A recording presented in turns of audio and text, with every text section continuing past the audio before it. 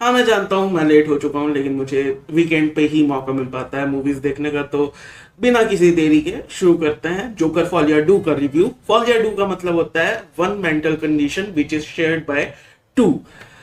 बाकी तुम्हें इस मूवी में भी देखने को वही मिलेगा। जितनी भी बातें चल रही हैं इस मूवी के अराउंड, मैं पहले ही क्लियर कर देना चाहता हूँ कि मैं कुछ एक्सपेक्टेशन लेकर नहीं गया था इस मूवी में। मेरी एक्सपेक्टेशन थी पहली मूवी से, लेकिन पहली मूवी में मुझे समझ में आ गया था कि ये मूवी जोकर जोकर के बारे में है ही नहीं। एक मेंटली इल पर्सन के बारे में है, जिसको बस जोकर का नाम लेकर के या जोकर की आईपी का यूज करके प्रेजेंट हमारे सामने किया जा रहा है। हमें जोकर पहली मूवी में भी देखने को नहीं मिला था, एक हल्का सा ग्लिस्म हमें देखने को मिला था, उससे ज्यादा कुछ नहीं। और वही चीज इस मूवी में भी होती है।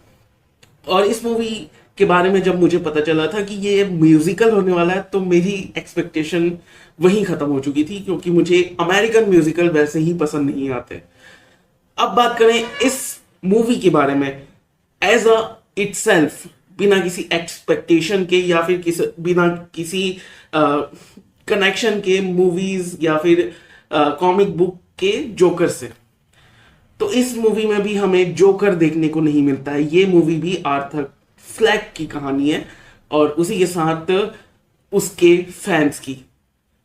उस मूवी के अंदर जो है वो भी, और जो रियल लाइफ में है वो भी। और इसमें मैं स्पॉयलर्स की बात करने वाला हूं, क्योंकि उसके बिना मैं लिटरली मुझे नहीं पता कि मैं कैसे बात कर पाऊंगा इस पूरी मूवी के बारे में।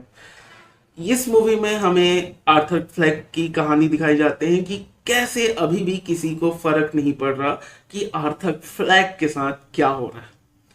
वो अच्छा है, बुरा है, जिंदा है, मर गया है, सबको चाहिए जोकर, जैसा कि रियल लाइफ में भी हमारे साथ हो रहा है। हम देखना चाहते हैं joker, the Prince of crime syndicates, Prince of Gotham.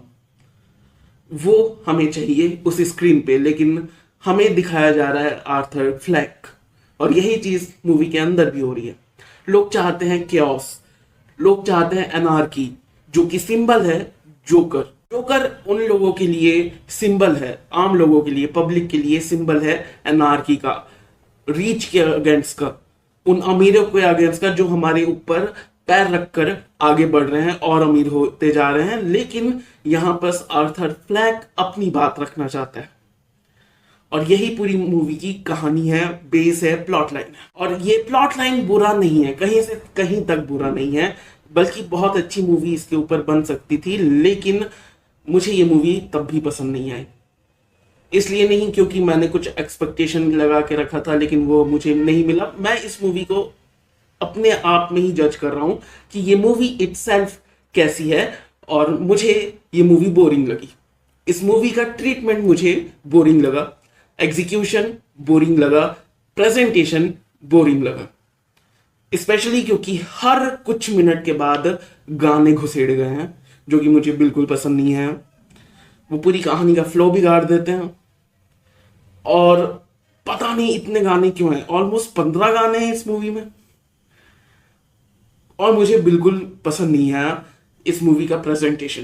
Plot line बिल्कुल बुरा नहीं है, बिल्कुल भी नहीं ऑन इट्स सेल्फ। अगर हम कॉमिक बुक के या जितना भी हमने जोकर का वेरिएशन देखा है आज तक, एनिमेटेड में, लाइव एक्शन में, उन सब का कनेक्शन हटा दें, बस ये मूवी ऑन इट्स सेल्फ की बात करें, तो मूवी बुरी नहीं है, उसकी प्लॉट लाइन बुरी नहीं है, लेकिन एग्जीक्यूशन बोरिंग है, plain boring, uninteresting in all way possible. हमें पहली मूवी में समझ में आ गया था कि ये जोकर जोकर नहीं है। ये जोकर वो जोकर नहीं है जिसको हम कॉमिक्स में देखते आए हैं, एनिमेटेड शोज और मूवीज में देखते आए हैं, लाइव एक्शन शोज और मूवीज में देखते आए हैं, बल्कि ये बिल्कुल ही अलग कहानी है, किसी और बंदे की कहानी है जो कि मेंटल इलनेस से ग्रसित है, बस। लेकिन अगर मैं इसे ऑन इट सेल्फ लेकर भी जैसी ये मूवी है उसी पे जज करूं, तो भी ये बोरिंग निकल कर आती है, विच इज अनफॉर्चुनेट, क्योंकि प्लॉट लाइन बहुत बढ़िया था, बहुत अच्छी तरीके से इसे बनाया जा सकता था अगर ये वेल एग्जीक्यूटेड होता और बोरिंग इतना ना होता। और ये मैं सिर्फ इसलिए नहीं बोल रहा हूँ क्योंकि मुझे अमेरिकन म्यूजिकल्स नहीं पसंद, बल्कि इसका जो कोर्ट रूम ड्रामा था वो भी बोरिंग था। जो मोटिवेशन था हार्ली क्विंस का, हार्ली क्विंस जो भी नाम है उसका, उसका बैक स्टोरी जो थी, वो सारी चीजें इसे अनइंटरेस्टिंग बना देती हैं। इसका जो ट्रीटमेंट है अपने नए कैरेक्टर्स को लेकर, क्योंकि पुराने एक्टर्स जितने भी हैं जो पहले मूवी में भी थे, जैकविन फेनिक्स भाई वो बंदा साबित करता है कि क्यों उसे एक और ऑस्कर मिलना चाहिए, और वो जस्टिफाई करता है हर एक चीज को, लेकिन वो अकेला क्या ही कर पाता। बाकी सारे जो नए एलिमेंट्स थे वो बहुत ही बोरिंग और अनइंटरेस्टिंग थे। उसके बाद इसकी एंडिंग मुझे लेजिट समझ में नहीं आया कि वो क्या साबित करने की कोशिश कर रहे हैं। क्या वो कनेक्ट कर रहे हैं किसी और जोकर से? क्या ये हिंट किया गया है कि एक और नए जोकर की कहानी आएगी? आखिर चल क्या रहा है, क्या हुआ आखिर में? वो बंदा उसे आकर के अपना एक जोक सुनाता है, और जैसा कि टॉक्सिक फैंस या फिर एक इमेज बनाकर जिन्होंने रखी थी जोकर की, और जब आर्थर फ्लैक आता है अपने रियल अवतार में, अपनी असलियत दिखाता है दुनिया के सामने और लोगों को पसंद नहीं आता, वो आकर के मार देता है इसे, और बाद में अपने ही चेहरे में कार्विंग करके स्माइल बनाता है। क्या ये हीथ लेडजर की तरफ इंडिकेशन था, या फिर ये इंडिकेशन था कि आगे एक नया जोकर हमें देखने को मिल सकता है? मुझे नहीं पता, मुझे वो अननेसेसरी लगा कार्विंग वाला।